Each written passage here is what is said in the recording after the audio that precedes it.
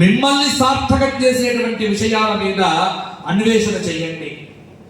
ప్రపంచానికి ఒక దిశానిర్దేశం చేసే స్థాయి భారతీయ ధర్మం.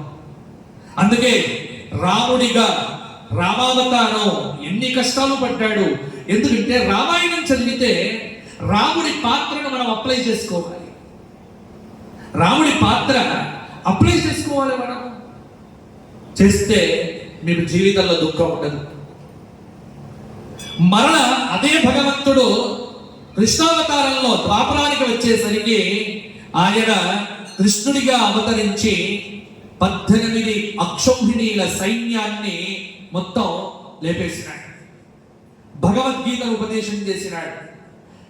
తిరిగి ఆ పరమాత్మయే కలియుగంకు వచ్చేసరికి కృతయుగంలో ఉన్న నరసింహుడి శక్తిని, త్రేతాయుగంలో ఉన్న రామచంద్రమూర్తి యొక్క శక్తిని, ద్వాపర యుగంలో ఉన్నటువంటి కృష్ణుడి యొక్క శక్తిని, 3 శక్తులను పొంది ఆ దైవం ఆంధ్రదేశంలో 7 కొండల మీద వెంకటాచలపతిగా విరాజమానమైంది. ఆ అద్భుతమైనటువంటి శక్తి అది ఆంధ్ర రాష్ట్రంలో ఉండటం మొత్తం యావత్ ప్రపంచానికి గర్వకారణం కదా చెప్పండి. అందుకే నేను ఎప్పుడు చెబుతా, అద్భుతమైన దేవాలయాలకు ఆంధ్రప్రదేశ్ నిలయం అండి. కానీ దేవాలయ వ్యవస్థను కాపాడుకోవటంలో ఇప్పుడు మనం కొంత విఫలమవుతున్నాం. అందుకే ప్రతి హిందువు కళ్ళు తెరవండి. ఎవరినో ద్వేషించమని నేను చెప్పట్లే, ఎవరినో ప్రేమించమని నేను చెప్పట్లే. ధర్మాన్ని ప్రేమించండి, దేశాన్ని ప్రేమించండి. ఈ 2 తప్పితే 3వ అంశం మనకు అక్కర్లే. మన దేశం, మన ధర్మం, ఈ 2 చాలు మనకు.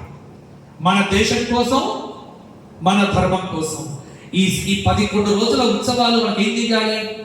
మీ లోపల పాజిటివ్ ఎనర్జీని ఇవ్వాలి. అసలు ఆ శివలింగాన్ని దర్శించుకుంటే ఎంత శక్తి వస్తుంది తెలుసా? ఎంతమంది మహనీయులు తపస్సు చేశారు ఇక్కడ. ఎన్ని వందల సంవత్సరాల నుంచి ఆ లింగానికి అభిషేకం జరుగుతోంది. ఇది మన వారసత్వం. ప్రాచీనము నుంచి ఆధునికతకు పరిగెత్తుతున్నటువంటి మనకు ఇవన్నీ మనకు మార్గదర్శనం చేస్తాయి. కాబట్టి దేవాలయాలకు వెళ్ళడం ఎందుకు, దేవాలయ వ్యవస్థను కాపాడుకోవటం ఎందుకు అంటే, దేవాలయ వ్యవస్థ సమాజ స్థాపనకు మూల కేంద్రాలు ప్రపంచంలో. ఒకవైపు అబుదాబిలో అద్భుతమైనటువంటి దేవాలయం కట్టారు మొన్న. నెక్స్ట్ ఇయర్ గుర్తుపెట్టుకోండి, 136 ఎకరాల స్థలంలో ఆస్ట్రేలియాలో పెద్దదైనటువంటి ఏరియాలో ప్రపంచంలోనే అందరికంటే పెద్దదైనటువంటి రామాలయం కట్టబోతున్నారు ఆస్ట్రేలియాలో. గుర్తుపెట్టుకోండి. ఒకవైపు విదేశాలన్నీ మన దేవుళ్ళ కోసం ఎదురు చూస్తూ, అరే ముస్లిం కంట్రీ అయిన అబుదాబిలో మొన్నటికి మొన్న నరేంద్ర మోడీ గారు అద్భుతమైనటువంటి స్వామి నారాయణ గుడిని ఓపెన్ చేసేటువంటి దృశ్యం మీ అందరూ చూడలేదా? ఒకవైపు ముస్లిం దేశాలన్నీ మన దేవుడి వైపు తిరుగుతూ ఉంటే, ఇక్కడ ఉన్న మనమేమో ఎడారి మతాల వైపు చూడటం ఏమిటండి? సిగ్గు కాదు? ఒక్కసారి ఆలోచన చేయండి. కావలి మల్లయ్య అని అనాదిగా పిలువబడుతున్నటువంటి ఈ మల్లయ్య ఇప్పటి వాడు కాదు, యుగాల నుంచి వస్తున్నాడు. యుగాల మన పితృదేవతలందరికీ అనుగ్రహాన్ని ఇచ్చినటువంటి భగవానుడు. యుగాల నుంచి మన శక్తిని కాపాడుతున్నటువంటి దేవుడు. అందుకే ఈ రోజున నేను 3 దేవాలయాలు చూశాను. కాలంలో మాకు కృష్ణమోహన్ గారు చూపించారు.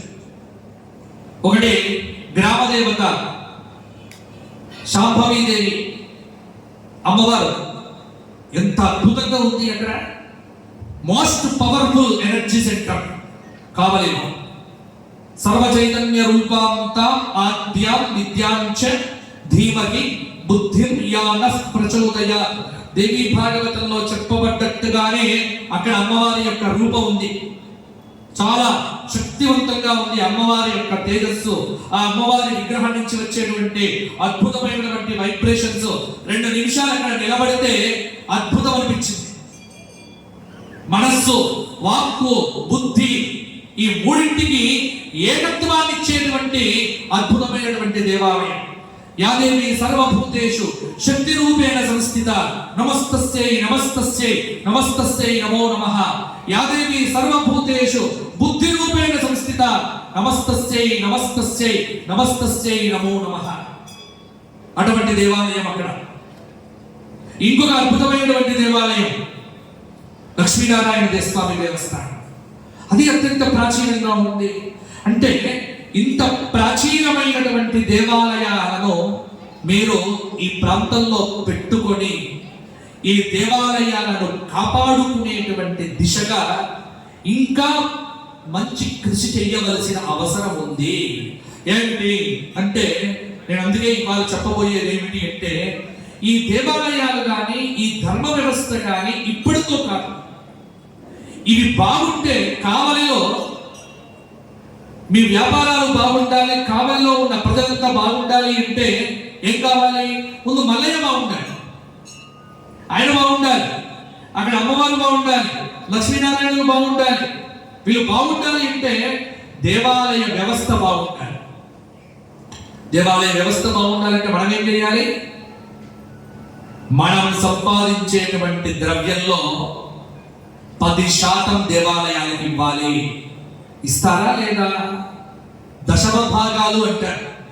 గమ్మత్తేమిటి అంటే, భాగవతంలో చెప్పబడినటువంటి దశమ భాగాలు, బ్రహ్మాండ పురాణంలో చెప్పబడినటువంటి దశమ భాగాలు, లింగ పురాణంలో చెప్పబడినటువంటి దశమ భాగాలు వెళ్ళి మన దశమ భాగాలన్నింటినీ వీళ్ళు కాపీ కొడుతుంటే మన దశమ భాగాలను మాత్రం మనం పెట్టుకోలేకపోతున్నామే. ఎంతమంది హిందువులు చూడండి, ఎంత అన్యాయం అండి. అసలు మిగతా మతాల వారికి కాన్సెప్ట్ ఇచ్చిందే మనం. ఇవాళ అన్ని నడుస్తున్నాయి అంటే అవి దశమ భాగాలతో నడుస్తున్నాయి. కానీ మన హిందువులు ఇవ్వడు. వీడు భలే సంపాదిస్తాడు. ఎందుకు సంపాదిస్తాడు అంటే, మా తాత, మా ముత్తాత బానే ఉంది, నా తర్వాత తరం, నా మునిమనుమడు, నా మునిమనవాడి కొడుకు కూడా సంపాదించి పెట్టాలి నేను.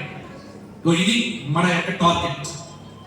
కానీ గుర్తుపెట్టుకోండి, తల్లి గర్భము నుండి ధనము తేడెవ్వడు, వెళ్ళిపోయటి నాడు వెంటరాదు, లక్షాధికారైన లవణమన్నమే కాని మెరుగు బంగారంబు మృంగబోడు, విత్తమార్చన చేసి విర్రవీగుటె గాని కూడబెట్టిన సొమ్ము కుడుమబోడు, పొందుగా మరుగైన దాన ధర్మము లేక భూమి లోపల దాచి దాచి తుదకు దొంగల కగునో దొరల కగునో, తేనె చుంటి గదియ్యవ తెరువరులకు భూషణ వికాస శ్రీ ధర్మపుర నివాస దుష్ట సంహార నరసింహ దురిత దూరా.